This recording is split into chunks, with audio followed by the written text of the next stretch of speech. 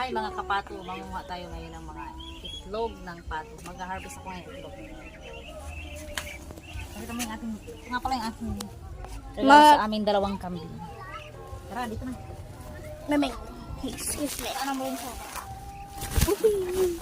Hi guys. Our duck farm.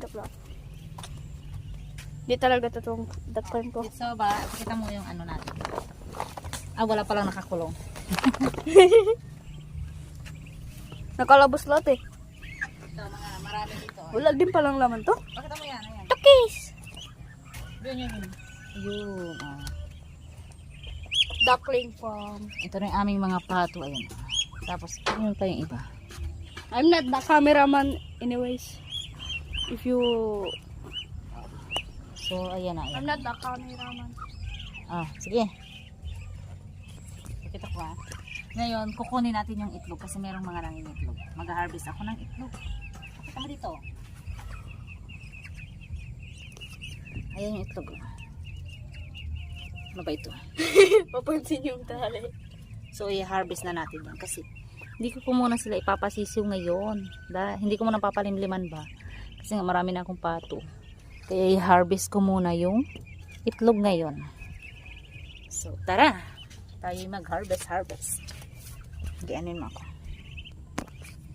Habang nagkukuha, guys. Pahingi ng itlog po. Bawasan natin ang inyong itlog po. Dito ka ako, dito ka. Ito cameraman ko eh. I'm not really a cameraman. Sige, doon ka. Para nakikita ko naman. Kuha ng itlog mo. Wala tayong edit ngayon.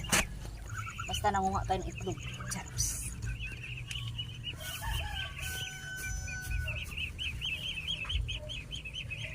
Uy, wag naman kayo maingay. Ayan, kita mo sila. Huwag kayo maingay ah. Tapos ito rin ang kabila. Yung sa tabi ko. Duckling. Mga aking ducks. Mga baby duck. Kukunin ko po yung lahat ng itlog na ha. Yan na. Wala na? May itlog pa ha. More itlog. Yay, may itlog, may ulong kami itlog mamaya.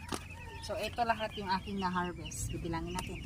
2, 4, 6, 8, 10, 12, 14, 16, 18, 20, 24. 6 na lang, isang dosena na. Thank you sa aking mga pato.